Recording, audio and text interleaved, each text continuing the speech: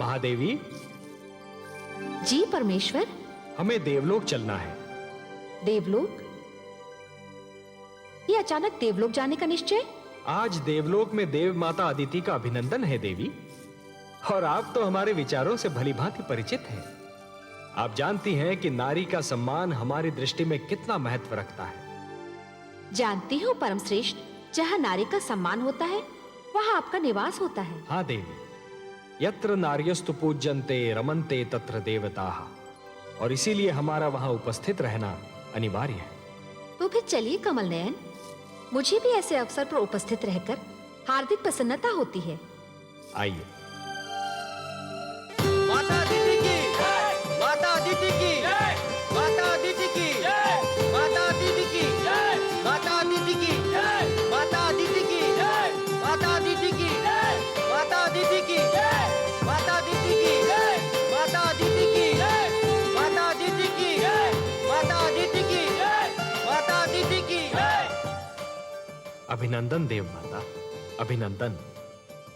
आप एक आदर्श माता है, आदर्श पत्नी है, आदर्श नारी है। मेरा प्रणाम स्वीकार कीजिए। मैं तो आपको और माता लक्ष्मी को देखकर धन्य हो गई त्रिलोकीनाथ। मेरे लिए तो आज का दिन मेरे जीवन का सर्वश्रेष्ठ दिन है। वो तो मेरे लिए भी है देवी। आज आपको आपके योग्य पुत्र सम्मानित कर रहे हैं, और मेरे लिए वो दिवस सृष्टि का सबसे श्रेष्ठ दिवस होता है जब संतान माता का अभिनंदन करती है। और आपने तो ऋषि कश्यप के प्रति अपने पत्नी धर्म को और अपनी संतान के प्रति अपने मातृत्व के धर्म को इतनी निष्ठा और गरिमा से निभाया है कि समस्त संसार को आपसे सीख लेनी चाहिए। देव माता तो मुझे मेरे पुत्रों ने बना दिया है, जिन्हें संसार देवता कहकर पुकारता है। परंतु सत्य इससे सर्वथा विपरीत है देवी। अर्थात? सत्य यह है कि संसार आपके पुत्रों को देवता इसलिए कहता है कि आपने उन्हें वो सारे संस्कार दिए जिन्हें पाकर ये देवता हो गए। मैंने तो उन्हें केवल माता का प्रेम दिया है सर्वेश्वर। निस्संदेह, परंतु माता का प्रेम वो विचित्र वस्तु है देवी, जो संतान को सुधार भी सकता है और संतान को बिगाड़ भी सकता है। आपने अपनी संतान को अच्छी शिक्षा दी, अच्छे आचार विचार दिए, अच्छाई और बुराई की पहचान कराई, जीवन जीने के ढंग सिखाए, उन्हें बुरी डगर पर चलने से रोका, उनकी हर भूल पर उन्हें टोका, और यही तो माता का वास्तविक प्रेम है। देवी, जिस प्रकार एक पौधे को अच्छे फलने फूलने के लिए सूर्य के प्रकाश, निर्मल जल और स्वच्छ वायु की आवश्यकता होती है, उसी प्रकार अपनी संतान को योग्य बनाने के लिए अच्छी शिक्षा, दीक्षा और मार्गदर्शन की आवश्यकता होती है। और यही तो सब आपने अपनी संतान को दिया। ये सब आप ही की कृपा है लक्ष्मी नारायण। नहीं देव माता, नहीं। जल को अपनी निर्मलता, वायु को अपनी शीतलता और पुष्प को अपनी सुगंध का ज्ञान नहीं होता। ये ज्ञान तो केवल उन्हीं को होता है जो जल को स्पर्श करते हैं, जो वायु का अनुभव करते हैं, जो पुष्प के समीप जाते हैं। हे देव माता अदिति, आप कितनी महान हैं, इसका अनुमान कदाचित आपको नहीं है, परंतु आपके पुत्रों को है, संसार को है और मुझे है। बल्कि आपके मातृत्व को देखकर तो मुझ जैसा अजन्मा भी आपकी कोख से जन्म लेना चाहता है। हे त्रिलोकीनाथ, आपके सुंदर मुख से ये मधुर वाणी सुनकर मेरे हृदय की जो दशा है उसका वर्णन करने के लिए मेरे पास शब्द ही नहीं है। मेरा मन प्रसन्नता से फूला नहीं समा रहा। आपकी माता कहलाने से बड़ी उपलब्धि और क्या हो सकती है। जिसे ये स्थान मिल जाए त्रिलोक में, उसकी तुलना कोई नहीं कर सकता। तब हे देव माता अदिति, मैं आपको यह वचन देता हूं कि आपका पुत्र कहलाने का सौभाग्य अवश्य प्राप्त करूंगा। मैं धन्य हो गई त्रिलोकीनाथ। मैं उस दिन की प्रतीक्षा करूंगी। जाने की अनुमति दीजिए।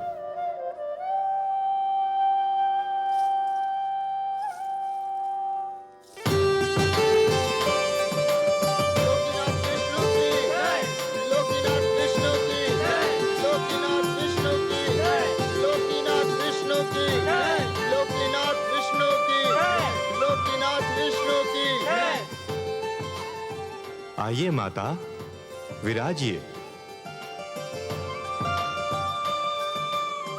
धन्यवाद पुत्रों, तुम्हारे कारण तो मुझे आज इतना महान वरदान मिल गया। पर हम तो आपको कुछ न दे सके माते। संतान से मां को और क्या चाहिए? सुख और आदर तो तुम सबने मुझे इतना दिया कि मुझे और किसी वस्तु की इच्छा ना रही और ना ही आवश्यकता।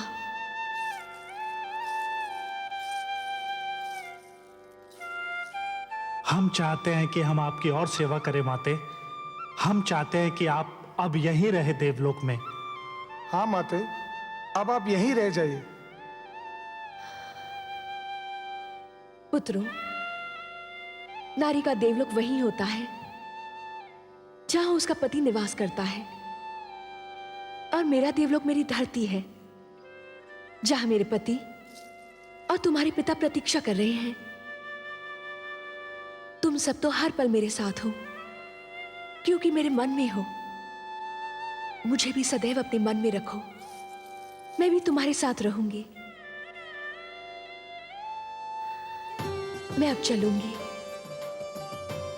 मेरे देवता को यज्ञ के लिए मेरी प्रतीक्षा करनी पड़े, ये मेरे पत्नी धर्म के विरुद्ध है। मुझे अब चलना चाहिए।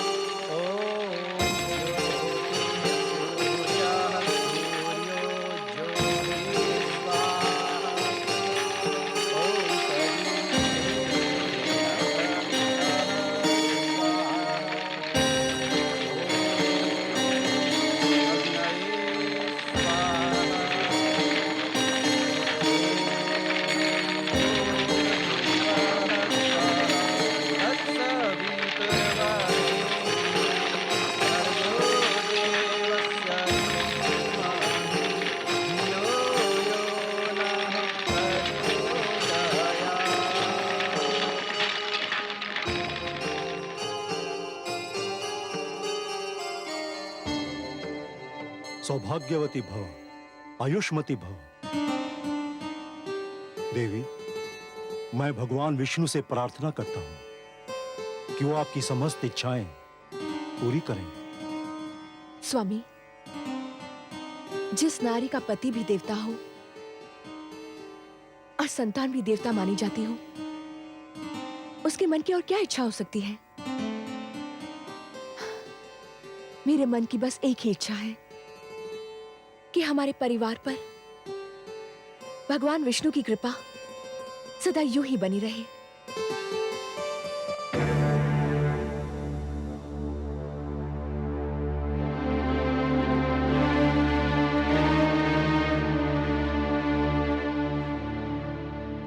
आप दोनों अब आ रही हैं, जबकि ये यज्ञ संपन्न हो चुका है। हमें क्षमा कर दीजिए स्वामी।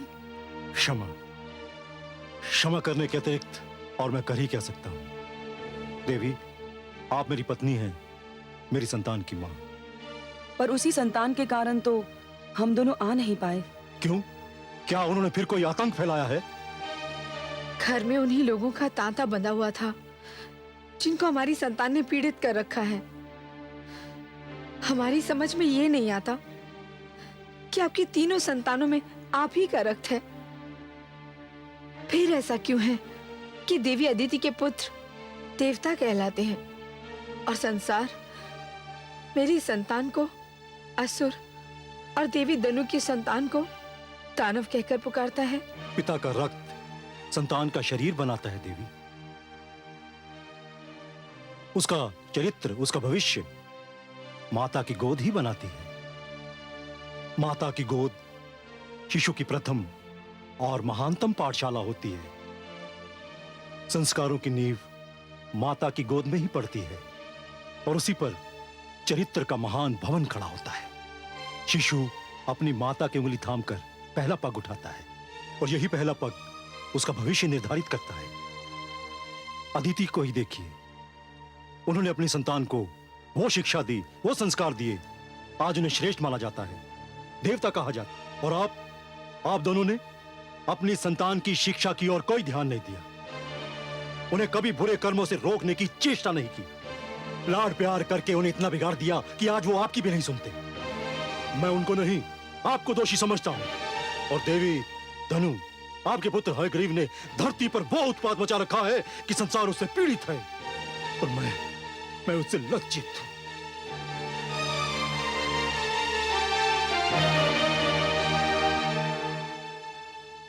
स्वामी,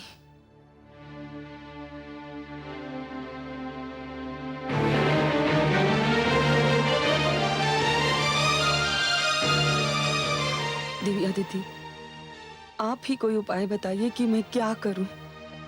हयग्रीव को समझाइए बहन कि वो हिंसा और अत्याचार का मार्ग छोड़ दे।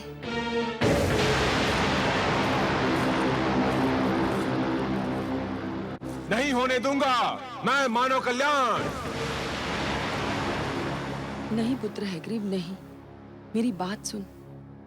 नहीं मां, हमें देवताओं से ज्ञान नहीं मिलेगा, न्याय नहीं मिलेगा, उस समय तक नहीं मिलेगा जब तक हम स्वयं आगे बढ़कर उनसे ज्ञान और न्याय छीन न लें। भगवान विष्णु मानव को ज्ञान देकर हमसे अधिक शक्तिशाली बनाना चाहते हैं। मैं हयग्रीव उस ज्ञान का अपहरण करूंगा, उसे बंदी बनाकर रखूंगा। ज्ञान का यह प्रकाश मानव समाज तक कदापि नहीं पहुंचने दूंगा। मैं भगवान विष्णु को पराजित करूंगा, देवताओं को पराजित करूंगा, समस्त मानव जाति को पराजित करूंगा। मां, हयग्रीव से आरंभ होगी दानव संस्कृति।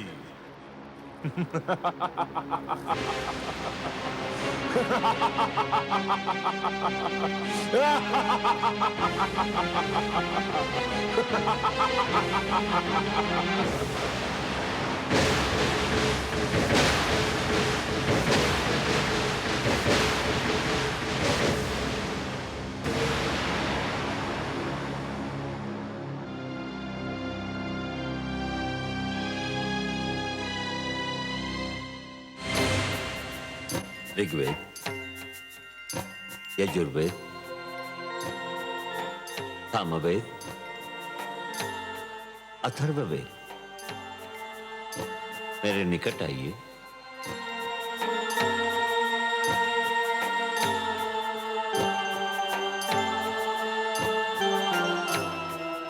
हे ब्रह्मा, आप हमें मानव लोक कब ले चलेंगे?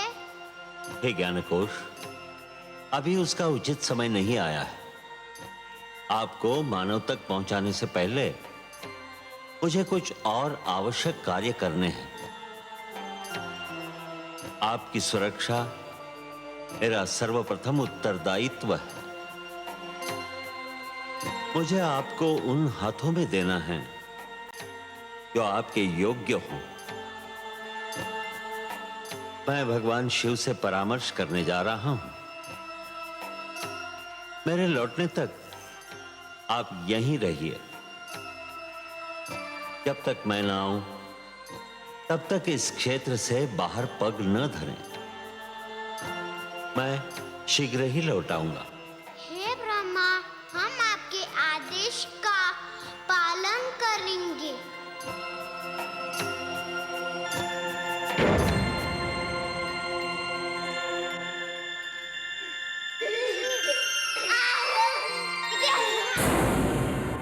दानवराज हयग्रीव की, दानवराज हयग्रीव की, दानवराज हयग्रीव की, दानवराज हयग्रीव की, दानवराज हयग्रीव की, दानवराज हयग्रीव की, दानवराज हैग्रीव की, दानवराज हैग्रीव की, दानवराज हैग्रीव की, दानवराज हैग्रीव की।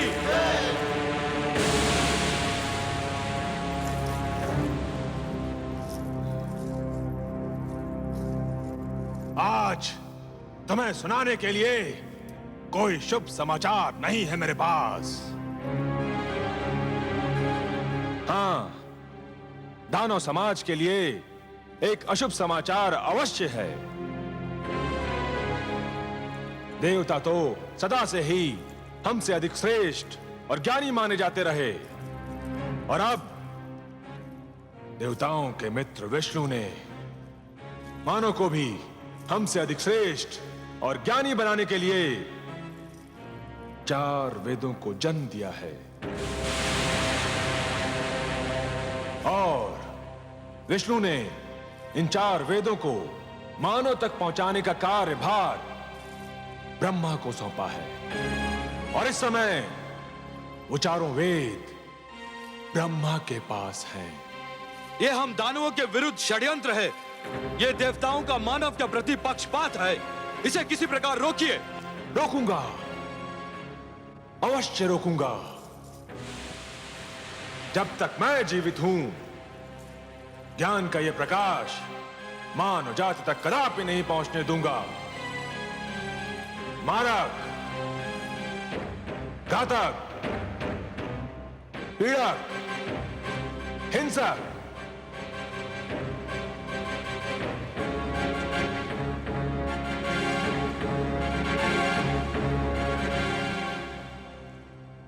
तुम चारों को अपनी शक्ति पर बड़ा गर्व है ना? आज तुम सबकी शक्ति की परीक्षा है। जाओ और ब्रह्मलोक से उन 4 बालकों को पकड़कर हमारी सभा में ले आओ। जाओ। जो क्या दानवराज, आपके आदेश का पालन होगा। दानवराज हैग्रीव की, दानव संस्कृति की, दानवराज हैग्रीव की, दानव संस्कृति की।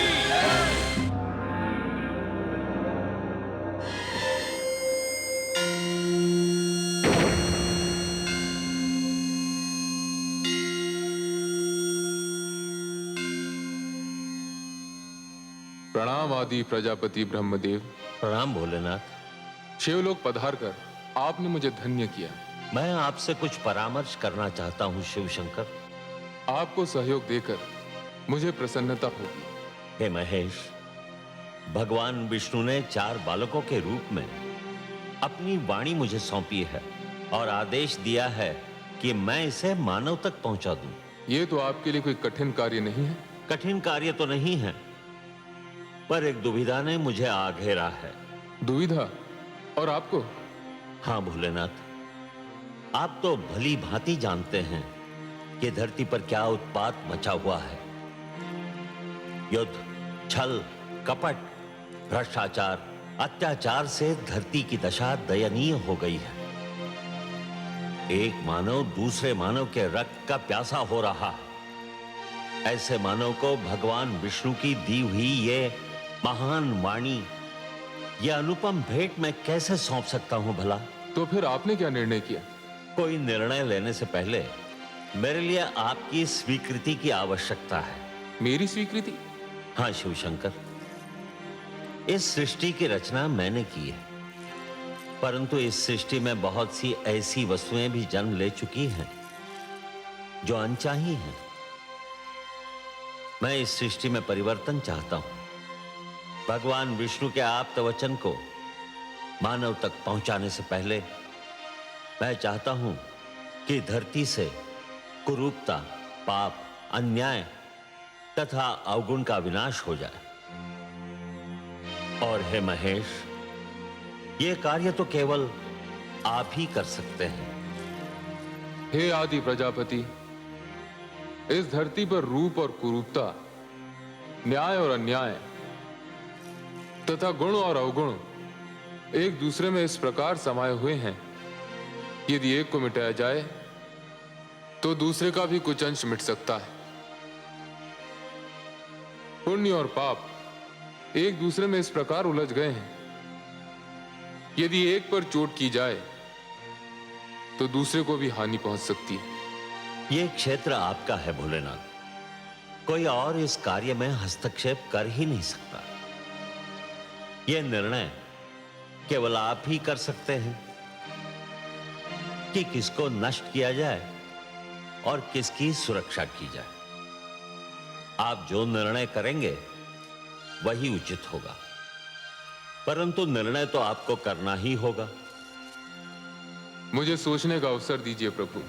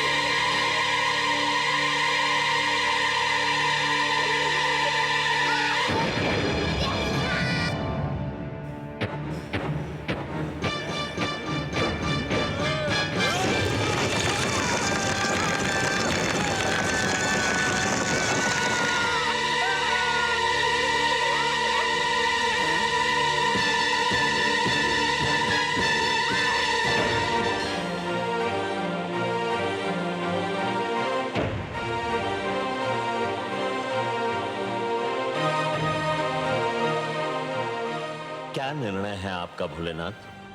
हे ब्रह्मदेव, मैं इस निष्कर्ष पर पहुंचा हूं कि सृष्टि को पूर्णतया नष्ट करना उचित नहीं होगा।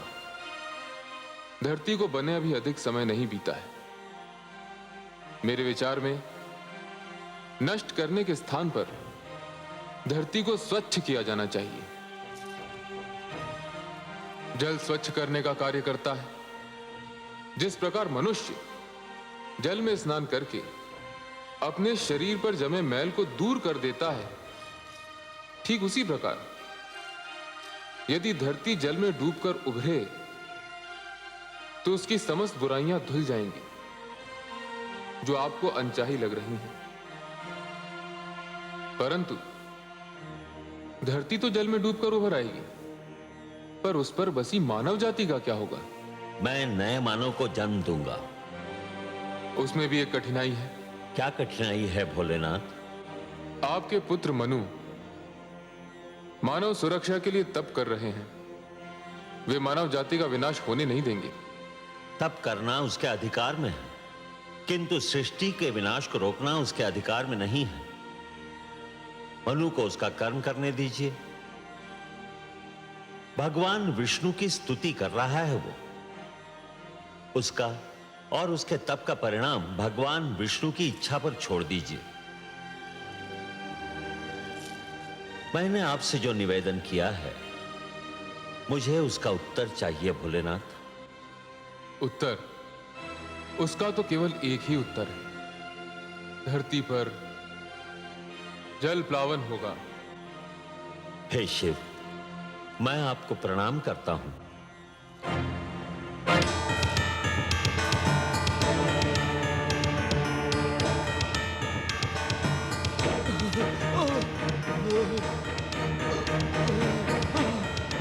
दानवराज, दानवराज, हम उन बालकों का अपहरण नहीं कर सके। 3 दानव ब्रह्मलोक में मारे गए। मैं किसी प्रकार अपने प्राण बचाकर यहाँ पहुंचा हूँ।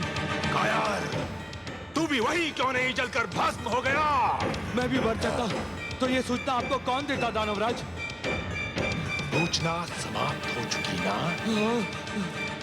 तो फिर अब तेरा कार्य भी समाप्त हो गया। अब तुझे जीवित रहने की कोई आवश्यकता नहीं।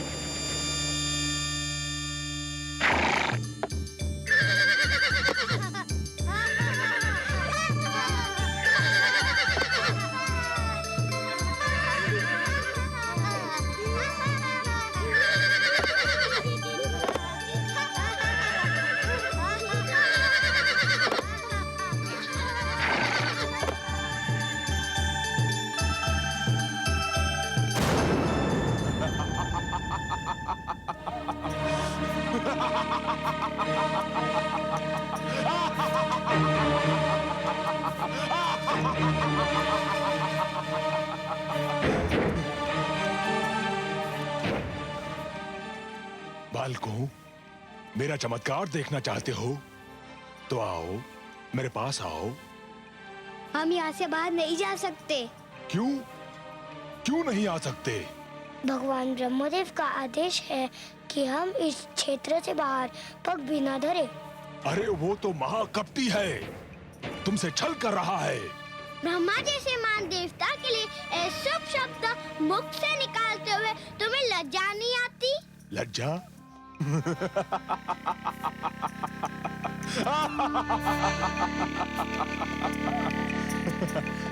उस छलिए से लज्जा? जानते हो वो कहाँ गया है?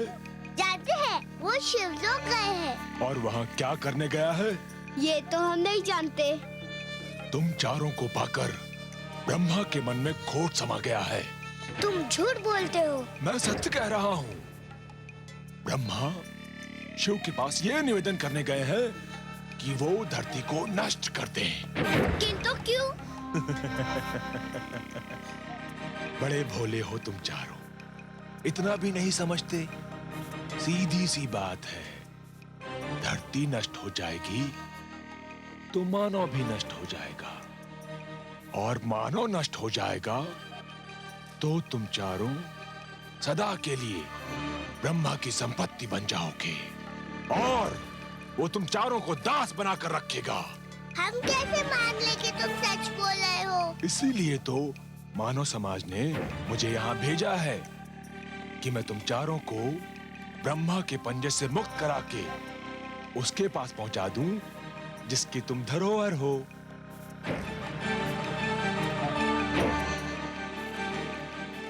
सोच क्या रहे हो? यदि ब्रह्मा आ गया तो कभी मुक्त नहीं हो पाओगे। जीवन भर उसके दास बनकर उसकी सेवा करते रहोगे। व्यर्थ सोच विचार में समय नष्ट ना करो, मेरे साथ चलो। आओ आओ, मैं तुम्हें वचन देता हूं कि मैं तुम्हें इसी समय मानव के पास पहुंचा दूंगा। मानव बहुत समय से तुम्हारी प्रतीक्षा कर रहे हैं। आओ मेरे पास आओ, आओ आओ।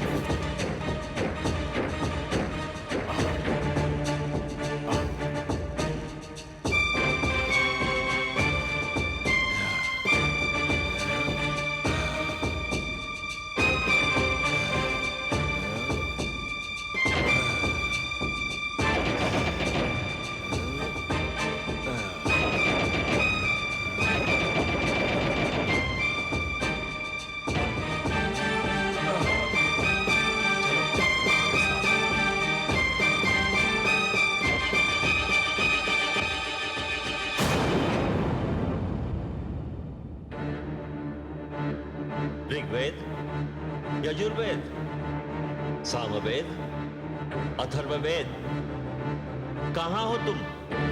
कहां हो?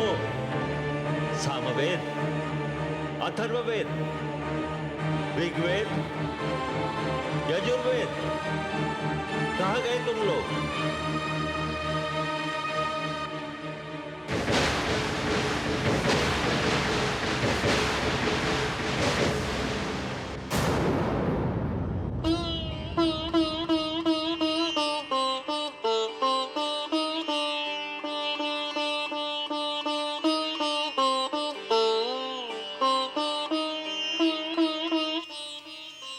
सर्वेश्वर, आपने अपनी जो धरोहर ब्रह्मा जी को सौंपी थी उसे कोई चुरा कर ले गया है। देख रहा हूं देवी। किंतु आप तो योग निद्रा में थे, आपने। ध्यानस्थ था देवी। निद्रा और ध्यान में बस थोड़ा सा ही तो अंतर होता है। निद्रा में शरीर के साथ साथ मस्तिष्क भी सो जाता है, और ध्यान में मस्तिष्क सचेत और पूर्ण रूप से जागा हुआ होता है। हे सर्वेश्वर, फिर आप शांत क्यों हैं? शांत इसलिए हूं कि मैं देखना चाहता हूं कि हयग्रीव मेरे आप्त वचन को कहां ले जा रहा है। जब तक पूरी घटना को देख न लिया जाए, समझ न लिया जाए, उसके परिणामों का अनुमान न लगा लिया जाए, तब तक कोई भी पग उठाना उचित नहीं होगा। शीघ्रता मानव की प्रवृत्ति है। मुझे इस घटना को पूर्णतया देख लेने दीजिए महादेवी।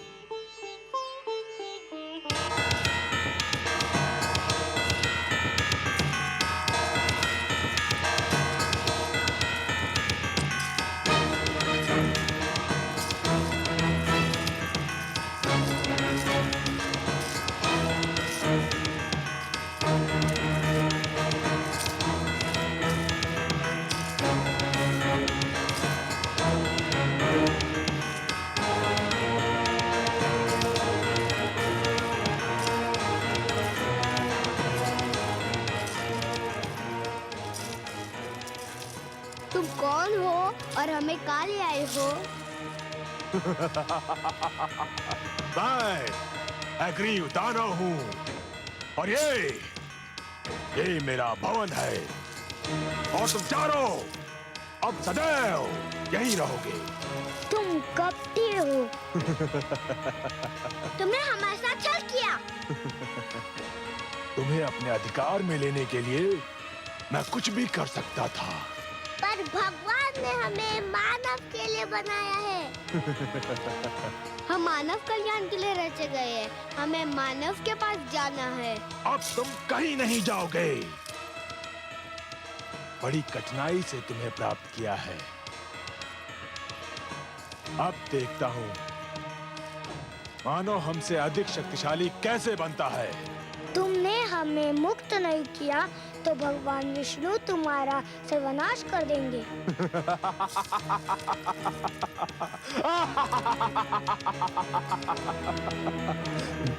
अब मेरा कोई सर्वनाश नहीं कर सकता।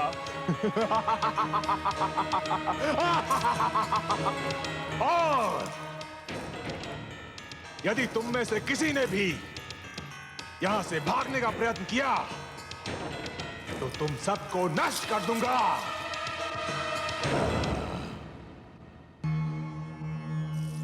प्रणाम। हमारी धरोहर चोरी हो गई। कोई हमारे वेदों को अपहरण कर ले गया।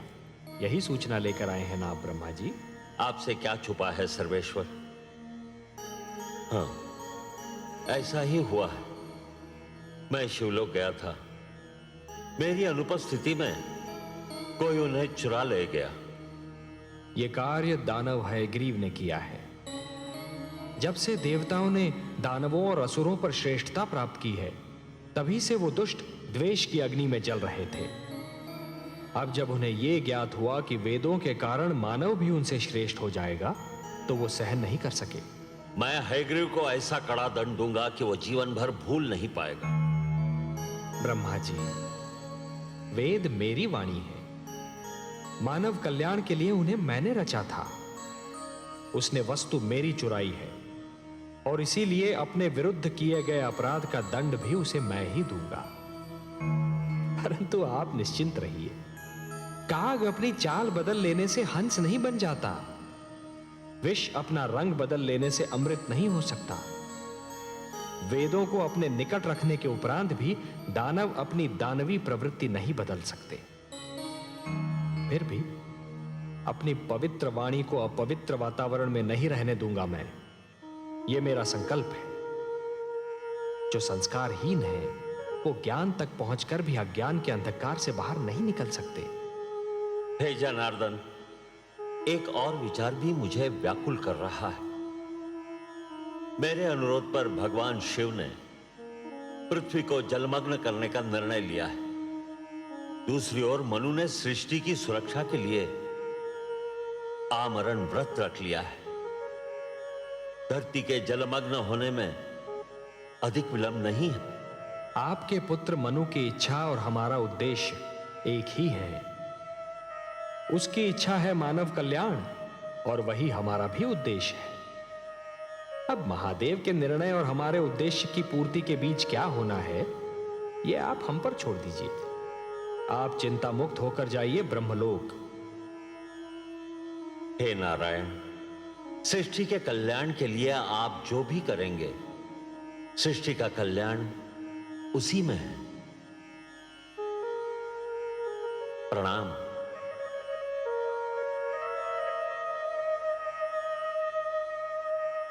हे प्रभु, अब क्या होगा? आप क्या करेंगे? ब्रह्मापुत्र मनु का क्या होगा?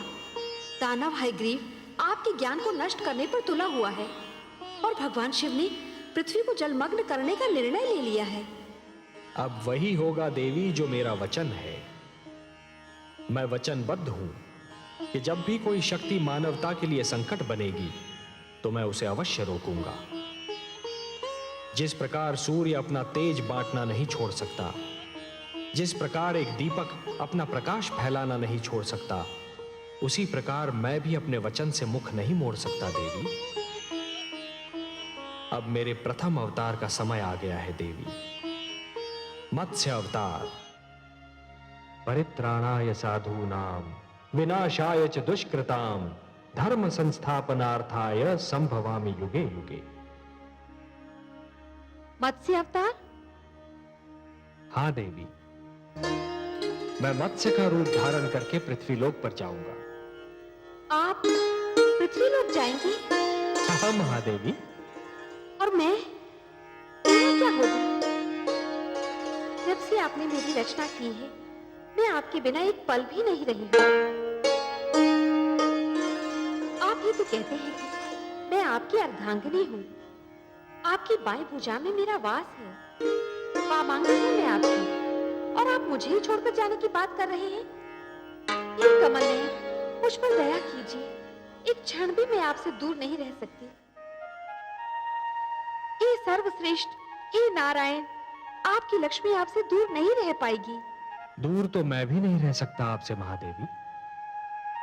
अपना विष्णु रूप पाते ही मैंने आपकी रचना की थी, तो मैं आपसे दूर कैसे रह सकता हूं? भला पुष्प से सुगंध और सागर से लहर दूर रह सकती है? हमारे एकाकार होने का समय आ गया है देवी।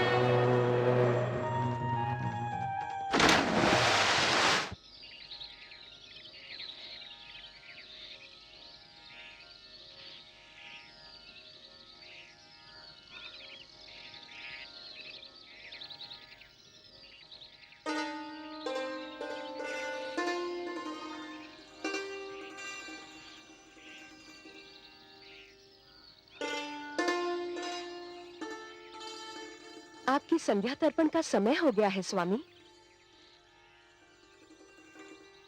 क्षमा कीजिए, मैंने आपका ध्यान तोड़ दिया। तोड़ने का कार्य तो तुमने कभी किया ही नहीं देवी। तुमने तो जब किया जोड़ने का ही कार्य किया। पहले मेरे जीवन में आकर मेरे बिखरे अस्तित्व को जोड़ा, फिर मुझे संतान देकर मेरे परिवार को जोड़ा, और अब मेरे तप में मेरा साथ देकर मेरी आत्मा को परमात्मा से जोड़ रही हो।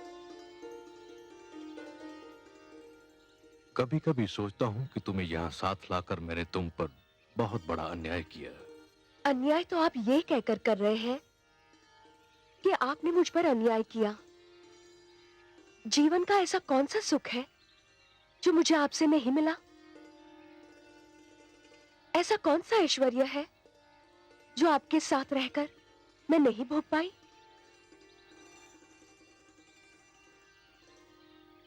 मैं बहुत ही स्वार्थी कहलाती यदि मैं आपसे केवल सुख पाती रहती, आपके दुख और आपके कष्ट की भागीदार न बनती।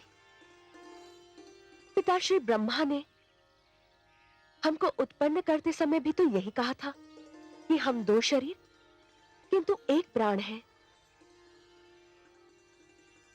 आप वृक्ष हैं स्वामी, और मैं अमरलता। आपके सहारे के बिना तो मैं खड़ी भी नहीं रह सकती। तुमने जिस प्रकार सतीत्व के धर्म का पालन किया है, उसी से प्रसन्न होकर पिता श्री ब्रह्मा ने तुमको वरदान दिया कि तुम सदैव वैसी की वैसी रहोगी जैसी पिता श्री ने तुम्हें उत्पन्न किया था। तुम्हारी आयु आती जाती ऋतुओं और बीते समय से कदापि प्रभावित नहीं होगी। आपके मुख पर आपकी तपस्या, आपके निश्चय और आपकी कल्याणकारी प्रवृत्ति का तेज है स्वामी। मानव जाति के कल्याण के लिए आप आमरण व्रत कर रहे हैं। मानव जाति को बचाने के लिए आप तपस्या कर रहे हैं स्वामी। तुम भी तो मेरी भांति केवल जल का सेवन कर रही हो देवी। तुमने ये व्रत क्यों रखा है? मैं अपने सुहाग की रक्षा के लिए व्रत कर रही हूँ। अब उठिए, सूर्यास्त का समय हो गया है।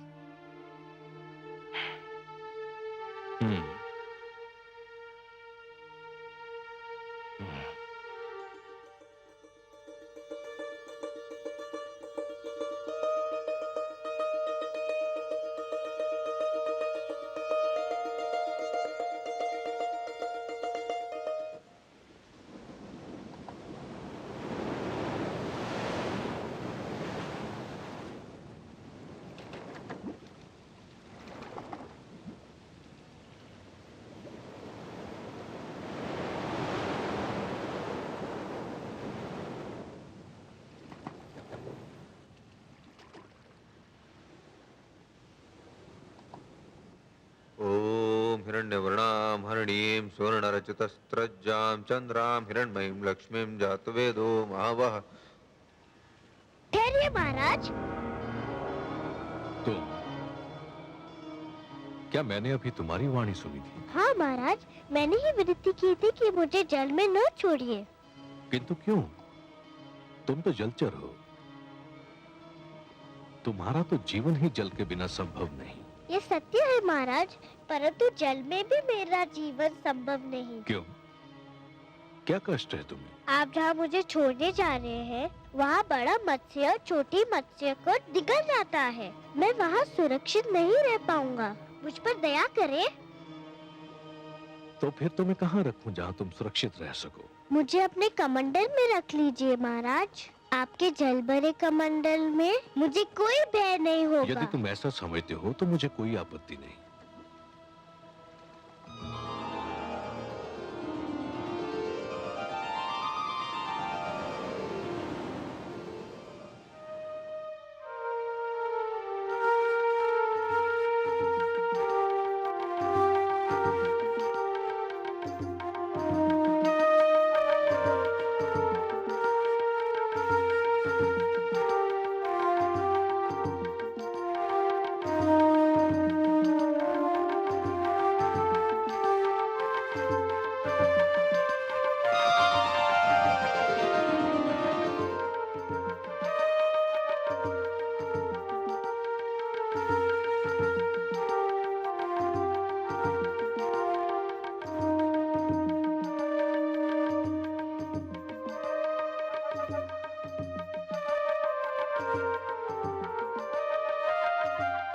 नहीं देवी नहीं, जल मत फेंकना। क्यों स्वामी? कमंडल में एक मत्स्य है, मैंने उससे जीवन रक्षा का वचन दिया है। ये तो छोटी सी मछली है। यह आपने बहुत अच्छा किया जो मुझे बता दिया, नहीं तो इसके प्राण चले जाते।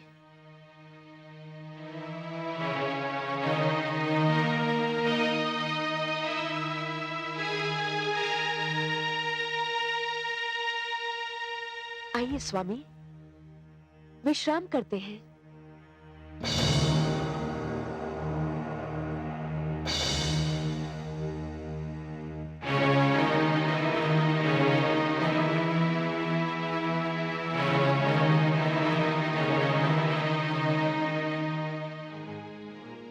हे दानवराज, आप हमें मुक्त कर दीजिए।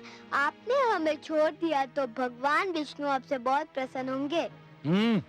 मुझे तुम्हारे विष्णु की कृपा नहीं चाहिए। चुपचाप अपने स्थान पर बैठे रहो, नहीं तो कड़ा दंड दूंगा।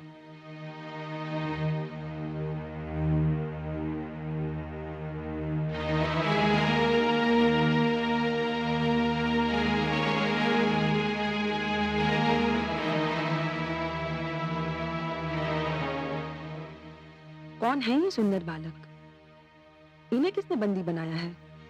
हम भगवान विष्णु के आप्त वचन माता दानव हयग्रीव हमारा अपहरण करके हमें यहाँ ले आया है। छोड़ दो इन्हें। मुझे खेद है माता, मैं आपके आदेश का पालन नहीं कर सकता। क्यों? क्यों नहीं कर सकते मेरे आदेश का पालन?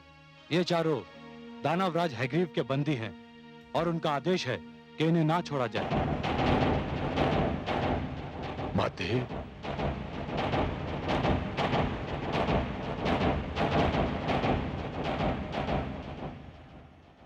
पुत्र, इन बेचारों को क्यों बंदी बनाकर रखा है? छोड़ दो इन्हें, मुक्ति दे दो इन सुंदर भोले भाले बालकों को। नहीं मां, ये नहीं हो सकता।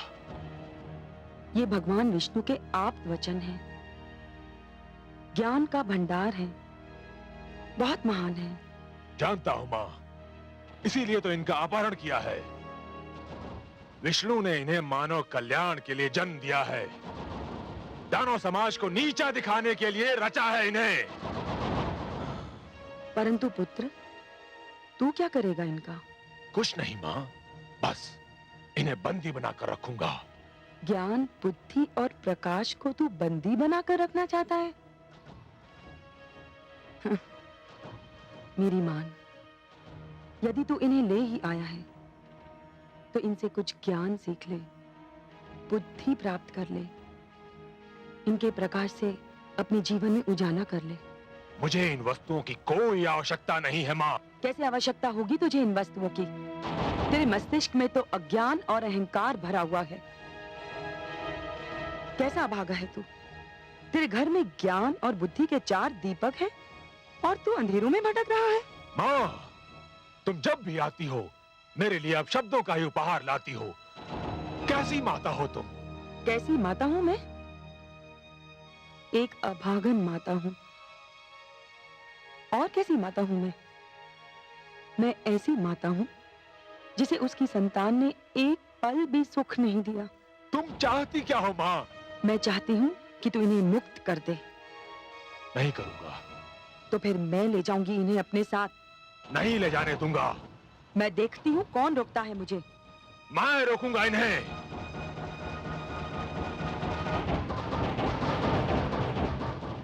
देखती हूँ तू कैसे रोकता है। आओ बालक। नहीं। हट जा तू मेरे बीच से। माँ, तुम चली जाओ यहाँ से। नहीं जाऊंगी। क्या कर लेगा तू मेरा? नहीं माँ, मैं कहता हूँ चली जाओ यहाँ से। नहीं तो। नहीं तो क्या करेगा तू? माँ, मुझे भय है कहीं मेरा हाथ ना उठ जाए और मैं तुम्हारा अपमान न कर बैठूं। हाथ उठाएगा तू मुझ पर? मेरा अपमान करेगा तू? अरे अभागे, अपमान तो मेरा उसी दिन हो गया था जिस दिन तूने मेरी कोख से जन्म लिया था। हे ईश्वर, ऐसे दुर्वचन सुनने से पहले मुझे इस संसार से उठा क्यों नहीं लिया? ऐसे पुत्र के होने से तो पुत्र का ना होना ही अच्छा था।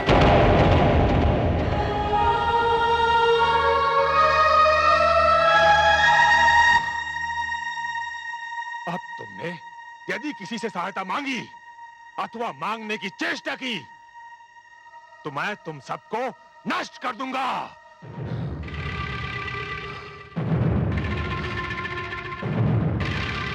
स्वामी, स्वामी, स्वामी,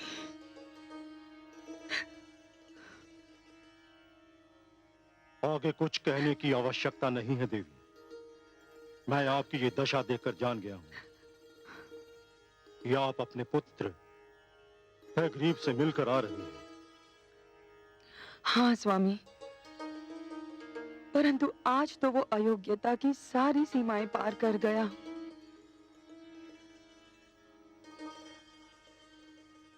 जो किसी सीमा को मानता ही ना हो उस पर यह दोष लगाना ही व्यर्थ है कि वो अयोग्यताओं की सारी सीमाएं पार कर गया।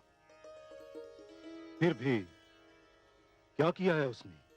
उसने भगवान विष्णु के आप्त वचन 4 वेदों को बंदी बनाकर रखा है। मैंने उन्हें मुक्त कराना चाहा तो उसने मुझ पर हाथ उठाने की धमकी दे डाली। मन में तो आया कि उसे शाप ही दे दूं। तो फिर दे दिया होता। शरीर का जो भाग सड़ जाए उसे काट कर फेंक देना ही उचित होता है। कैसे देती स्वामी? मैं माँ हूँ, भले एक कुपुत्र की माँ सही, परंतु आज मुझे एक बात का ज्ञान अवश्य हुआ है कि कभी कभी मातृत्व भी लज्जा का कारण बन जाता है। आज पहली बार मैं बहुत लज्जित हूँ कि मैं ऐसे पुत्र की माँ, मैं उसे अपनी कोख से जन्म देकर पछता रही हूँ। पश्चाताप, पश्चाताप यदि भूल का मूल्य चुका सकता है तो विश्वास करो, मैं आपके पश्चाताप के साथ अपना पश्चाताप भी जोड़ देता हूं। परंतु जिस प्रकार वर्षा ऋतु बीत जाने पर बीज बोने से कोई लाभ नहीं, उसी प्रकार हमारा पश्चाताप करना भी व्यर्थ है। कैसी अभागन हूँ मैं, जानती हूँ मैं ग्रीव के इस दुष्कर्म का क्या परिणाम होगा, फिर भी कुछ नहीं कर सकती, कुछ नहीं, कुछ नहीं। शांत हो जाओ, सब कुछ भगवान विष्णु पर छोड़ दीजिए।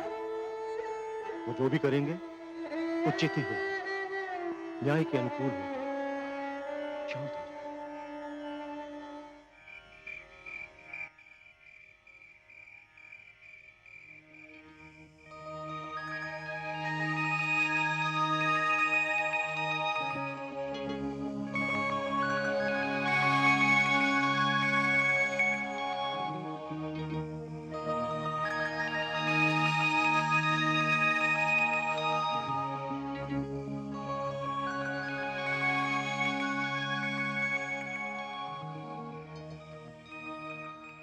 महाराज, महाराज, महाराज, महाराज, महाराज, महाराज,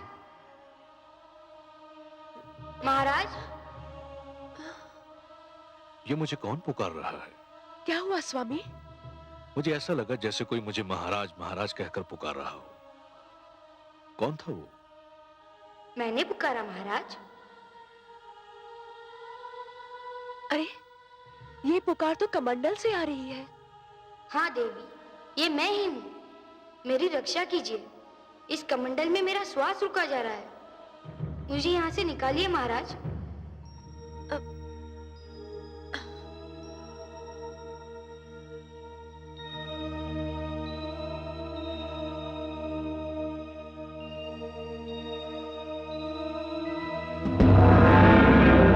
अरे, मत्स्य का आकार तो कमंडल के बराबर हो गया है। मुझे अनुमान नहीं था कि कोई जलचर एक ही रात्रि में इतना बड़ा हो जाता है।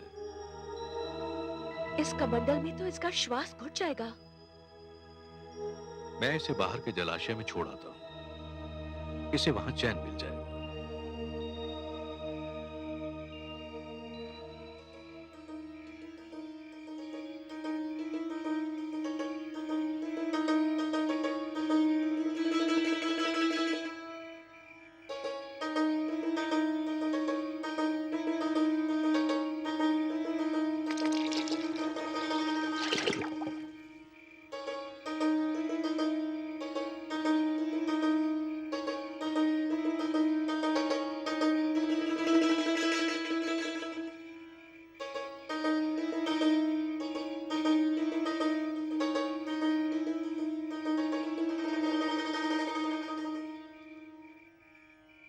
महाराज,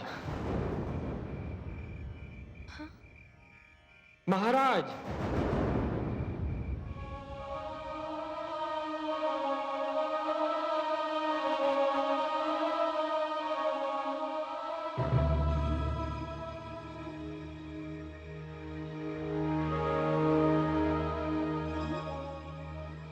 इसका आकार तो इतनी शीघ्रता से बढ़ रहा है कि मैं आश्चर्यचकित रह गया हूं। मैंने किसी मत्स्य को एक ही रात्रि में इस प्रकार बढ़ते नहीं देखा है। स्वामी, क्या ये मत्स्य है? मुझे तो शंका हो रही है कि ये मत्स्य नहीं कुछ और ही है।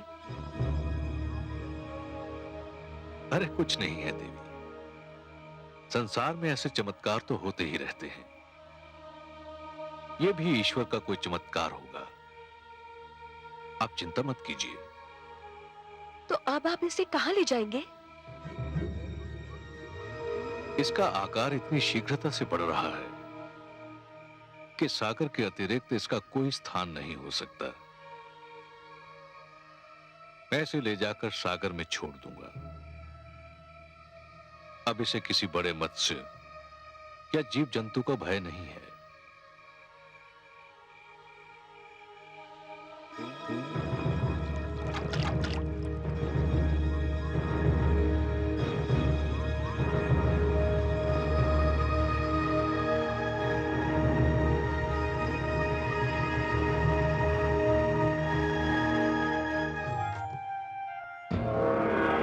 नारायण नारायण। प्रणाम पिताश्री, बारंबार प्रणाम। आयुष्मान भव। आओ पुत्र, उचित समय पर आए तुम। तुम्हें ज्ञात है सृष्टि में क्या होने वाला है? हाँ पिताश्री, मुझे ज्ञात है कि सृष्टि में क्या होने वाला है, और मुझे यह भी ज्ञात है कि सृष्टि में जो होने वाला है वो आपके ही परामर्श का परिणाम है। तुम सत्य कहते हो पुत्र, परंतु सृष्टि के प्रति मेरे मन में प्रेम भी तो है। स्वाभाविक है पिताश्री, नितांत स्वाभाविक है। आप सृष्टि के रचयिता हैं, सृष्टि आपकी रचना है, और रचयिता का अपनी रचना से प्रेम होना स्वाभाविक है। फिर मेरी चिंता भी तो स्वाभाविक है। पिताश्री, आपकी चिंता स्वाभाविक है, किंतु पिताश्री धरती का विनाश नहीं हो रहा है। धरती केवल जलमग्न हो रही है, और वह भी इसलिए कि वह स्वच्छ हो जाए। पिताश्री, हर युग में धरती को स्वयं अपने आप को स्वच्छ करना होगा। पट्टी पर जब कोई नया लेख लिखा जाता है तो पुराने लेख को पोंछना ही पड़ता है। सूर्य का प्रकाश समेटने के लिए आकाश को चांद तारों की चादर लपेटनी ही पड़ती है। धरती को महान आदर्शों के लिए तैयार करने के उद्देश्य से मानव जाति का यह कर्तव्य बनता है कि वह संकुचित विचारधारा को हटा दे।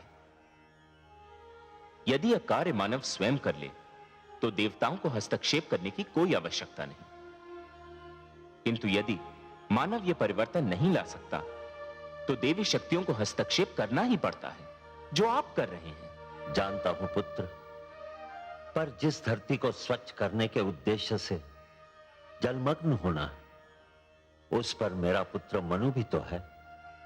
मुझे चिंता है कि मनु का क्या होगा। ओह, तो भ्राता मनु की चिंता ने आपको व्याकुल कर रखा है। प्राणियों की रचना करते करते आप स्वयं मोहग्रस्त हो गए। नारायण नारायण।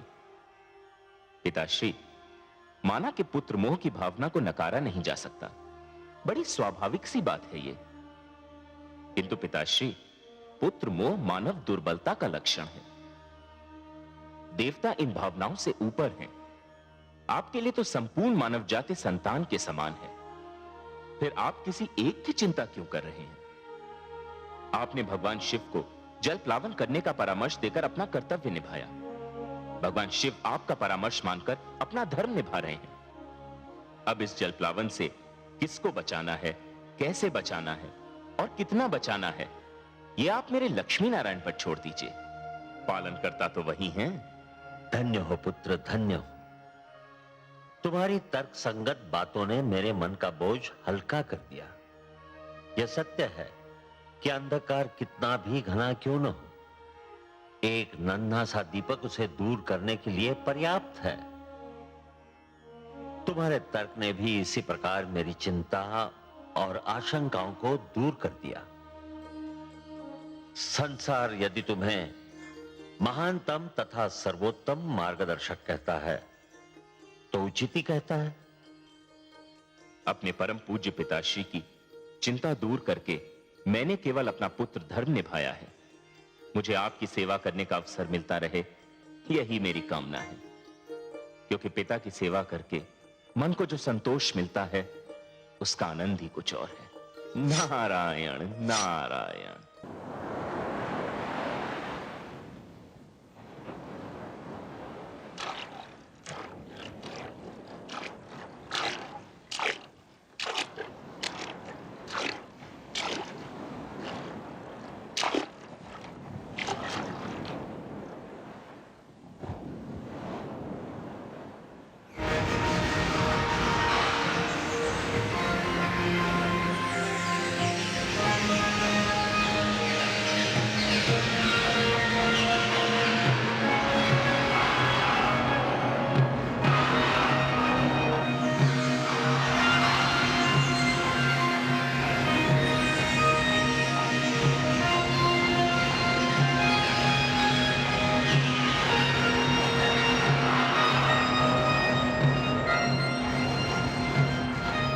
क्या हो रहा है भगवान? मुझे अपनी आंखों पर विश्वास नहीं हो रहा।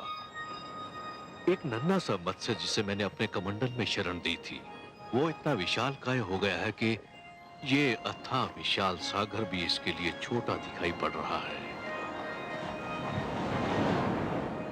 ये कैसी लीला है? ये साधारण मत्स्य हो नहीं सकता। मुझे बताइए, आप कौन हैं? मैं आपके दर्शन के लिए व्याकुल हूं। मुझे दर्शन दीजिए प्रभु।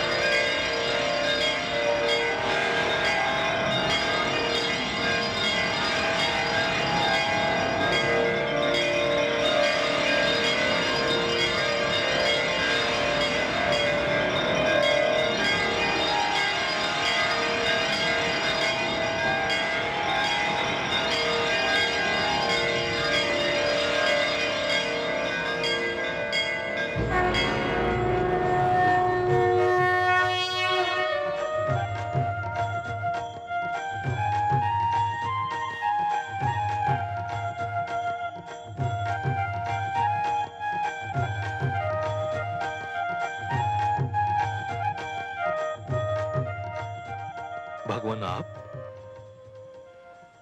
हे जगदीश्वर, हे जनार्दन, हे सर्वेश्वर, ये आप हैं प्रभु? मेरे सौभाग्यशाली नेत्रों को आपके दर्शन हो रहे हैं। हाँ मनु, ये मैं ही हूं। आपके अतिरिक्त और कौन हो सकता था हे पद्मनाभ? ये लीला तो केवल आप ही दिखा सकते हैं कि सिमटे तो मानव की अंजुरी में समा जाएं और फैलें तो धरती और आकाश को भी ढक लें। आप मेरी अंजुरी में ठहरे, मेरी कुटिया में रहे। मैं किन शब्दों में आपको धन्यवाद दूं? हे सर्वश्रेष्ठ, आप महान हैं। मैं अपने भाग्य पर जितना भी गर्व करूं कम है। आपको कोटि कोटि प्रणाम हे लक्ष्मी नारायण।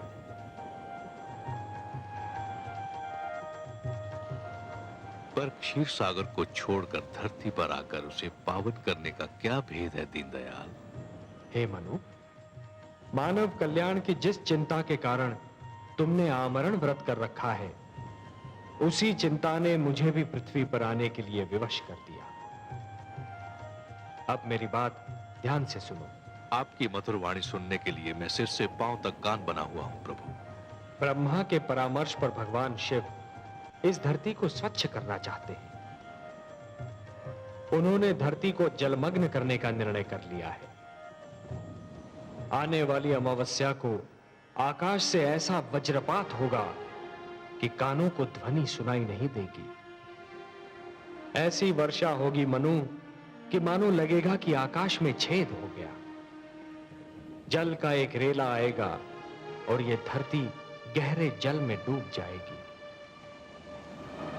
मैं तुम्हें डूबने से बचाना चाहता हूं मनु। मैं आपकी कृपा और अनुकंपा को कैसे धन्यवाद दूं?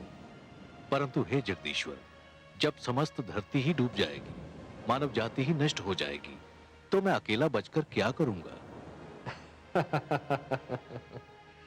हे मनु, जीवन मानव से महानतर है। मानव को मृत्यु आ सकती है, परंतु जीवन कभी नहीं मरता। जिस प्रकार एक डाली से एक पुष्प टूटता है परंतु वहीं से दूसरा पुष्प भी फूटता है, उसी प्रकार जहां एक जीवन का अंत होता है, वहीं पर दूसरा जीवन प्रारंभ होता है। एक पीढ़ी चली जाती है, परंतु वहीं दूसरी पीढ़ी पहली पीढ़ी के स्थान को रिक्त नहीं रहने देती। यही जीवन की परंपरा है। तुम इसी परंपरा को अक्षुण्ण रखोगे, तुम इसी परंपरा को जीवित रखोगे। यही मेरा उद्देश्य है। आपके आदेश का पालन तो मेरा परम धर्म है प्रभु।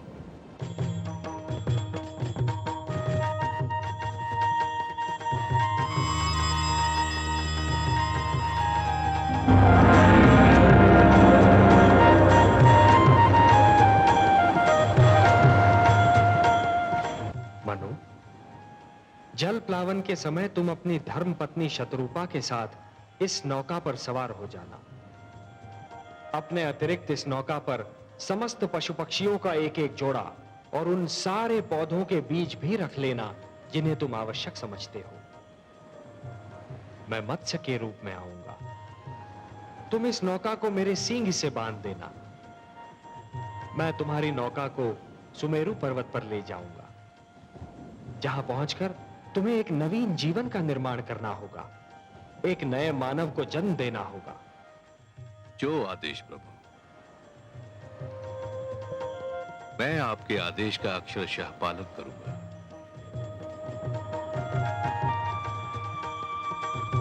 तथास्तु।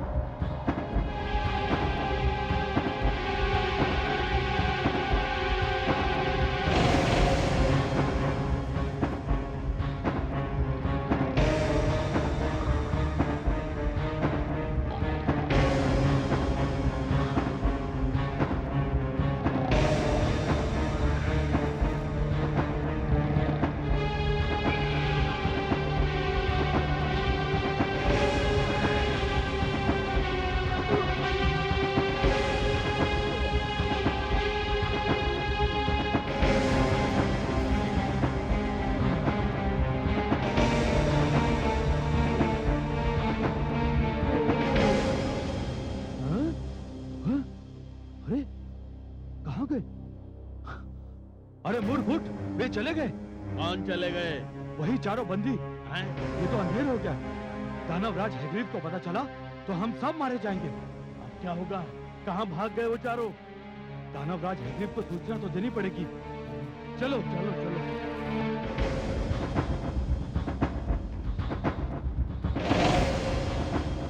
दुष्टों, मैं तुम्हारी जिह्वा खींच लूंगा।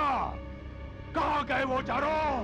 पता नहीं दानवराज, एक क्षण तो हमारी पलक झपक गई थी, बस उसी में वो कहीं भाग गए। एक क्षण? अरे मूर्खों, एक क्षण में तो वो संसार के इस छोर से उस छोर तक पहुंच सकते हैं। जाओ, शीघ्रता से ढूंढो उन्हें। डरो, मैं भी तुम्हारे साथ चलता हूं। यदि वे इस क्षेत्र से बाहर निकल गए तो फिर हमारे हाथ नहीं आएंगे, और यदि वे हमारे हाथ नहीं आए तो मैं तुम सबको यमलोक पहुंचा दूंगा। या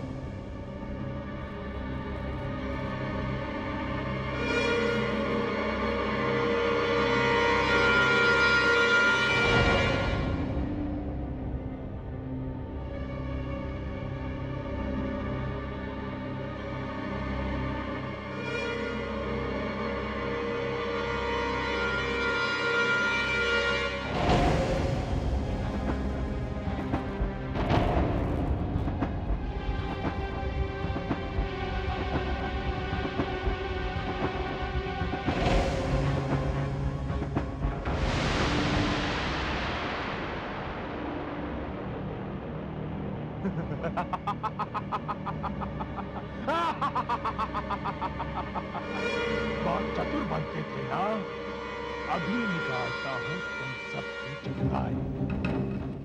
मैंने कहा था ना, यदि भागने का प्रयत्न किया तो तुम सबको मार डालूंगा।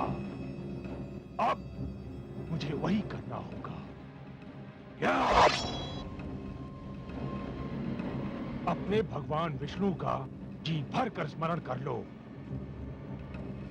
तुम्हारी मृत्यु तुमसे उतनी ही दूर है जितनी मेरे खड़क से तुम्हारे कंठ की दूरी। या!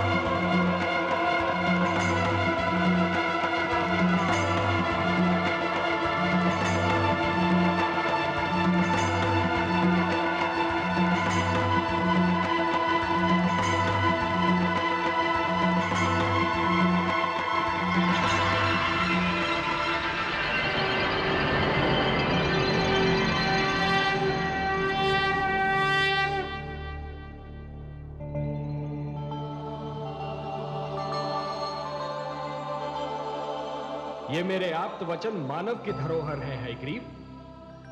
ये इस अपवित्र स्थान में नहीं रह सकते और तू इनको नष्ट भी नहीं कर सकता। इनकी रक्षा करना मेरा उत्तरदायित्व है। संभवतः तुम्हें मानव तक पहुंचाने का समय अभी नहीं आया है, और जब तक वो समय नहीं आता तब तक अंधेरे में भटकते हुए मानव जीवन के लिए उजाले का संदेश बने हुए तुम मेरे ही पास रहोगे।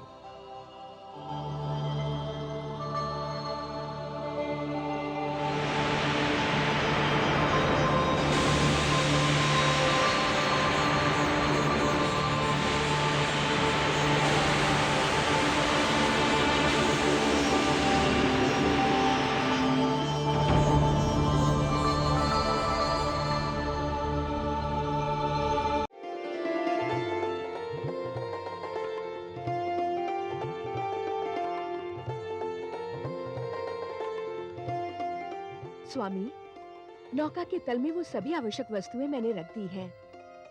पौधों के बीज, पशु पक्षियों के जोड़े, जो कुछ भी यहाँ था वो सभी मैंने रख लिया है।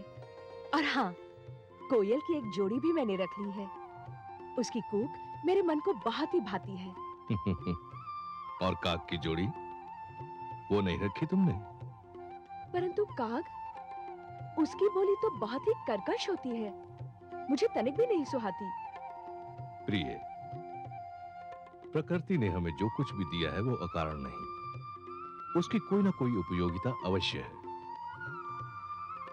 कुछ वस्तुओं की उपयोगिता का ज्ञान हमें हो चुका है और कुछ वस्तुओं की उपयोगिता हमारे लिए अभी तक रहस्य बनी हुई है। हाँ, परंतु उनकी उपयोगिता अवश्य है। मानव मस्तिष्क का जैसे जैसे विकास होता जाएगा, ये रहस्य खुलते जाएंगे। परंतु काक की क्या उपयोगिता है स्वामी? क्यों? जब मैं कई कई दिन तपस्या करके घर लौटा, तो तुम्ही ने कहा था कि तुम पहले से ही जान गई थी कि मैं आने वाला हूं। मेरे ये पूछने पर कि तुमने ये कैसे जाना, तुम ही कहती थी कि मुंडेर पर कागा बोला और तुम समझ गई कि मैं आ रहा हूं।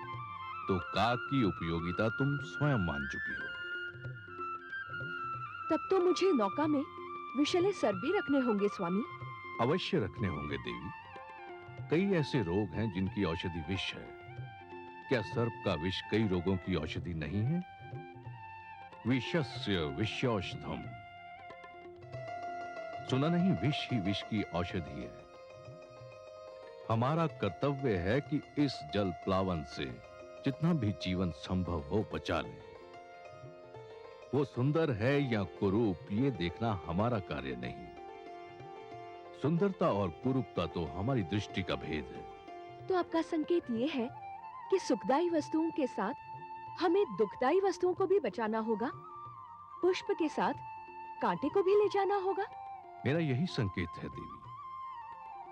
कांटा चुभता है, दुख देता है, परंतु वही तो पुष्प की रक्षा भी करता है। रचनाकार की रचना के महत्व को समझने के लिए दृष्टि में उदारता होनी चाहिए।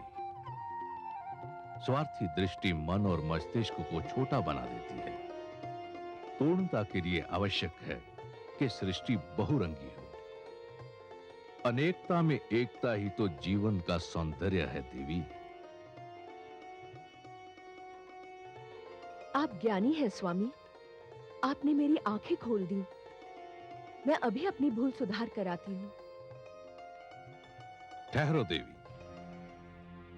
भूल का नाम लेकर तुमने मुझे भी मेरी एक भूल का स्मरण करा दिया। क्या आप भी नौका में कुछ रखना भूल गए हैं स्वामी? हाँ, मैं जीवन की सबसे बड़ी आवश्यकता को साथ लेना भूल गया हूं। किंतु क्या?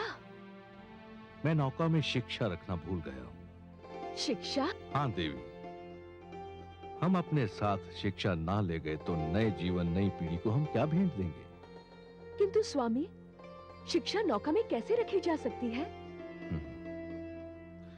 शिक्षा शिक्षक से मिलती है, और सृष्टि में सप्त ऋषियों से बड़े शिक्षक और कौन है? हमें इस जल प्लावन से जो कुछ बचाना है, उसमें शिक्षा को बचाना सबसे अधिक आवश्यक है। शिक्षा को बचाने के लिए हमें नौका पर सप्त ऋषियों को भी साथ लेना होगा। हाँ, और वे आपके भ्राता भी हैं, आपके कुटुंब के अंश और आपके परिवार के सदस्य। नहीं देवी, मैं उन्हें इसलिए नहीं बचाना चाहता कि वो मेरे भ्राता है। शिक्षक का महत्व परिवार के सदस्यों से अधिक होता है। मुझे सप्त ऋषियों के पास ब्रह्म क्षेत्र में जाना ही होगा। किंतु स्वामी, समय बहुत ही थोड़ा रह गया है। तुम चिंता न करो देवी, मैं उन्हें साथ लेकर सांझ तक लौट आऊंगा।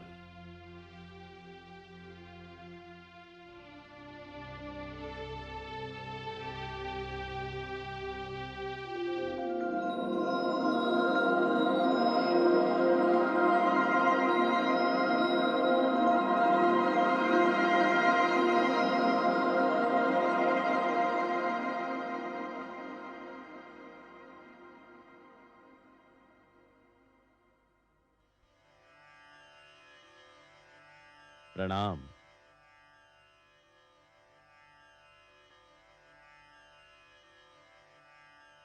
इस अचानक ऋतु परिवर्तन का कारण मेरी समझ में नहीं आ रहा है। देखते ही देखते दृश्य बदल गया है। आकाश का रंग परिवर्तित हो गया है। हे वशिष्ठ देव, हम भ्राताओं में आप ही खगोल शास्त्र के सबसे महान ज्ञाता हैं। इस विषय पर तो आप ही प्रकाश डाल सकते हैं। मेरा ज्ञान और मेरा अनुभव कहता है कि कोई भयंकर बाढ़ आने वाली है, भारी जल प्लावन होने वाला है, और यदि ऐसा हुआ तो सारी धरती जलमग्न भी हो सकती है। तो फिर हम क्या करेंगे? हमें तो धरती पर विद्या का प्रकाश फैलाने के लिए भेजा गया था। तो क्या हमारा भी अंत समीप है? हर आरंभ का एक अंत निश्चित है, और साधु जन वही होते हैं जो अंत का स्वागत उसी प्रकार करते हैं जिस प्रकार आरंभ का स्वागत किया जाता है। हमें जिसने जीवन दिया था, यदि वही हमारी मृत्यु चाहता है, तो हमें अपनी मृत्यु जीवन की भांति गले से लगानी होगी। परंतु हमारा कार्य तो अभी समाप्त नहीं हुआ है। हमें मानव को शिक्षा का ज्ञान देना है। ये सोचना हमारा कार्य नहीं है। हे वशिष्ठ देव, हम सब में आप ही श्रेष्ठ हैं। आपका मार्गदर्शन पाकर हम सब आगे बढ़ते हैं। तो फिर हमें योग समाधि लगाकर ध्यान मग्न हो जाना चाहिए। मृत्यु आए तो हमें अपना स्वागत करता पाए। आपके आदेश का पालन होगा।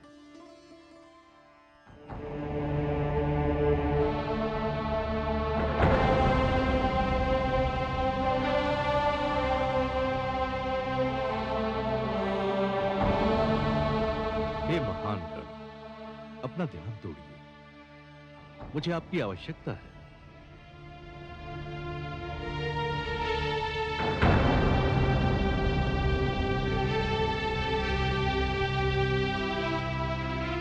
मैं ब्रह्मपुत्र, आपका अनुज, मानव कल्याण के लिए आपको लेने आया हूं।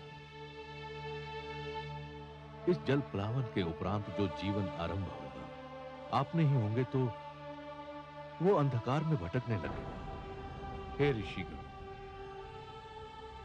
आपको सृष्टि में आने के उद्देश्य की पूर्ति करनी है। मानव जाति के लिए, जीवन के लिए आपका मेरे साथ चलना अनिवार्य है। आंखें खोलिए, समय हाथों से निकला जा रहा है।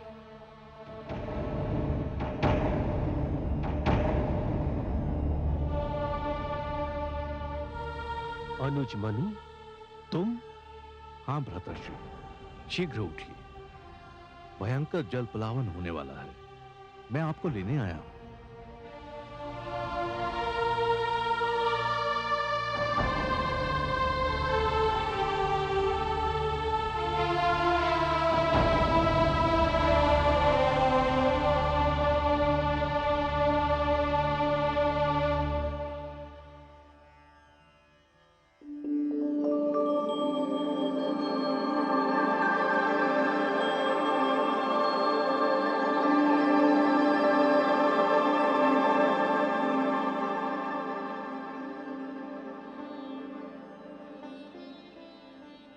देवी, धरती पर जल प्लावन का समय आ गया है।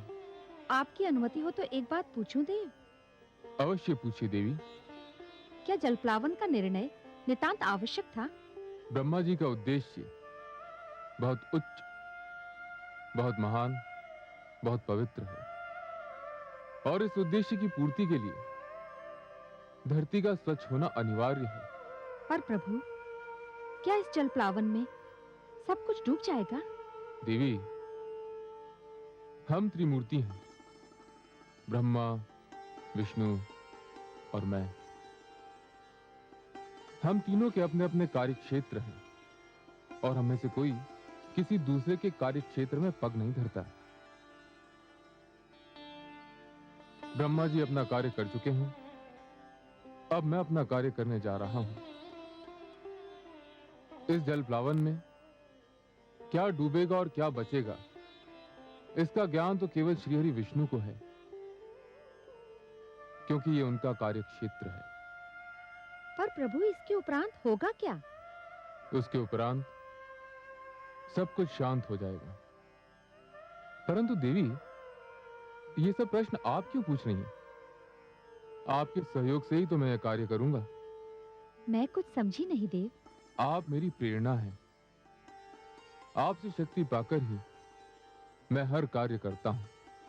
मैं आपको कैसे शक्ति दूंगी प्रभु? मेरे भीतर समाकर तनिक इस कैलाश को भी तो अर्धनारीश्वर का रूप देख लेने दीजिए। जो आज्ञा प्रभु।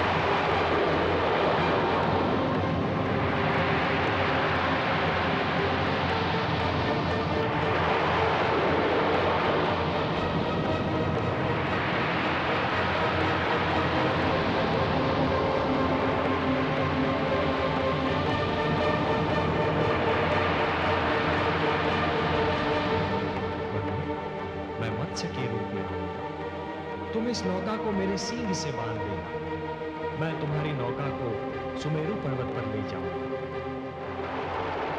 हे सर्वेश्वर, आपने तो कहा था कि आप हमारी सहायता करेंगे।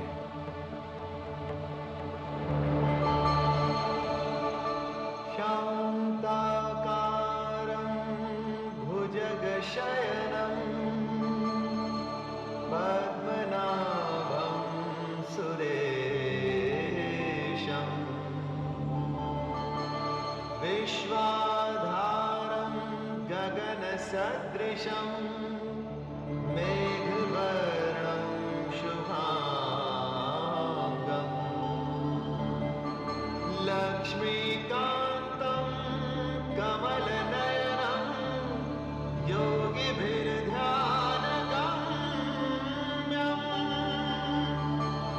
वन्दे विष्णुं भवभयहरं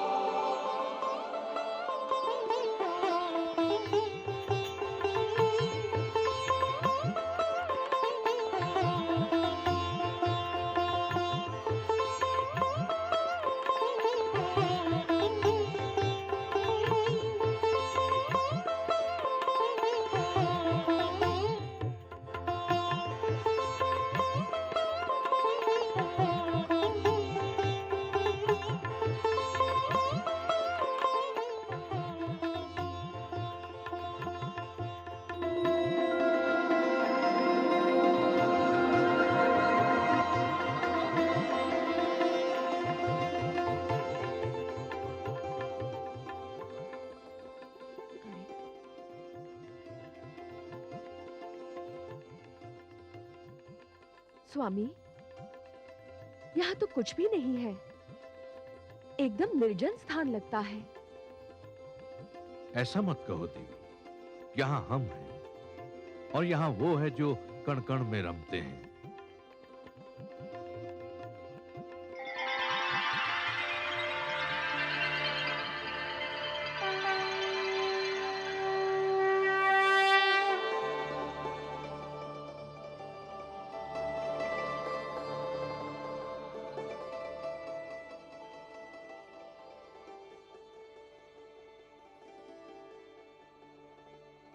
हे नारायण, आपके दर्शन मिले, नैनों के भाग्य जागे, आत्मा की प्यास बुझी।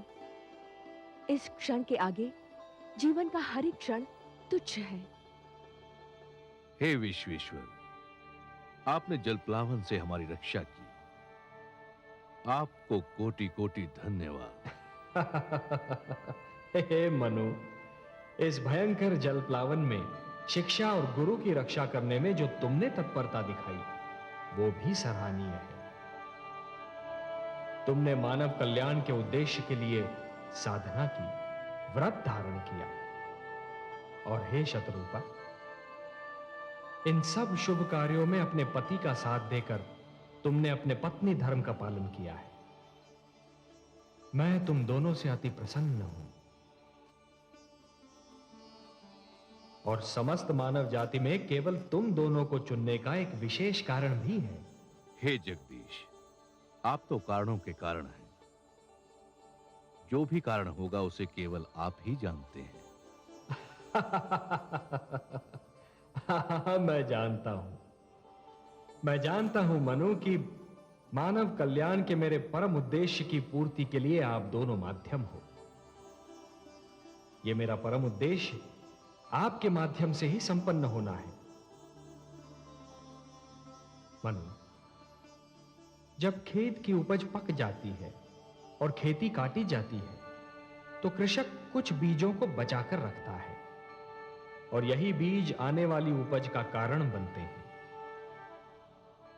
मैंने भी यही किया है। तुम दोनों की रक्षा करके मैंने जीवन की रक्षा की है। अब तुम दोनों मिलकर नव जीवन की उपज का कारण बनोगे और यह आने वाला जीवन बहुत सुखद होगा मनु, बहुत सुखद होगा, पावन होगा। और तुमने सप्त ऋषियों के इस समूह को अपने साथ में लाकर एक बहुत बड़ा कार्य किया है, क्योंकि आने वाले जीवन की महान आवश्यकता होगी शिक्षा। हे सर्वव्यापी, हे रहस्य ज्ञाता, नवजीवन को जो शिक्षा मिलेगी वो तो केवल आप प्रदान कर सकते हैं। आप मुझे ज्ञान दीजिए, ये शिक्षा क्या होगी, कैसी होगी? हे वैवास्वत, मानव बड़ा विचित्र प्राणी है और उसका इतिहास भी उतना ही विचित्र है। उठता है तो देवता बन जाता है और गिरता है तो दानव। दानवता अज्ञान और हीनता का प्रतीक है और मैं हर युग में मानव को दानव बनने से बचाना चाहता हूं। अर्थात मानव देवताओं की भांति अमर तो नहीं हो सकता, पर देवताओं की भांति संपूर्ण तो अवश्य हो सकता है। और उसे संपूर्ण बनाने का मूल मंत्र मुझे तुम्हें सौंपना था और इसीलिए जलप्लावन से रक्षा के लिए मैंने तुम दोनों को चुना है। हे जगदीश्वर, आपको कोटि कोटि धन्यवाद। हे लक्ष्मीपति, आपकी जय हो। मैं तुम दोनों को यह उपहार सौंपता हूं जो समस्त मानव जाति की धरोहर है।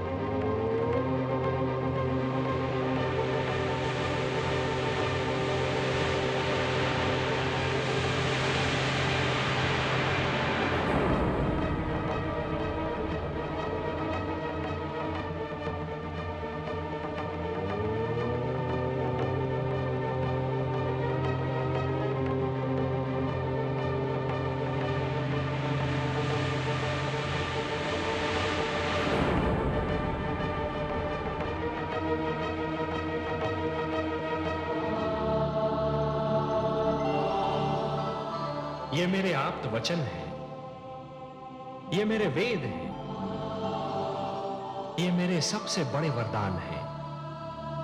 मानवता को ये मेरा उपहार है।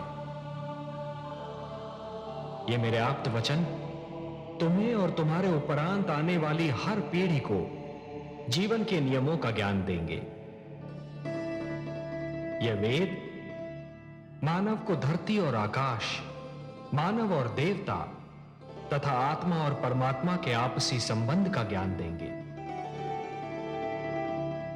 इनमें वो सारे मंत्र निहित हैं जो जन्म से मृत्यु तक मानव की हर समस्या का समाधान बनेंगे।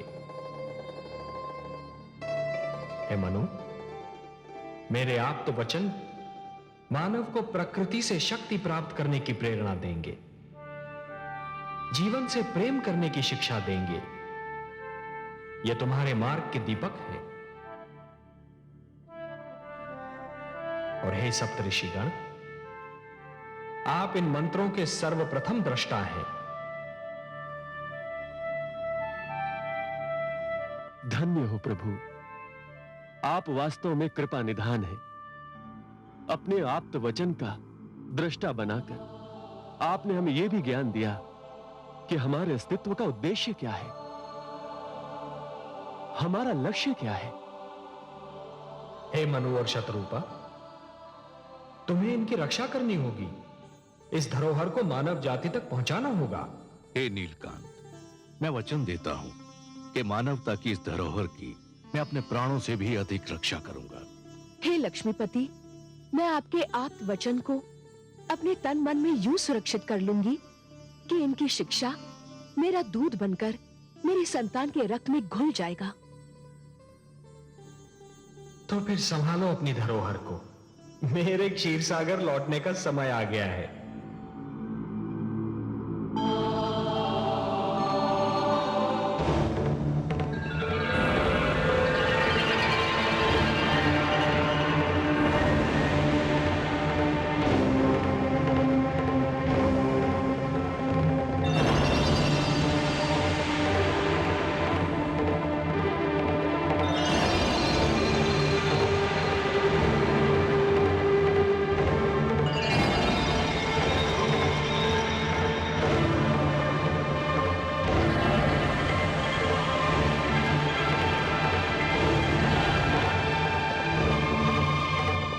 अब मैं तुमसे विदा लेता हूं।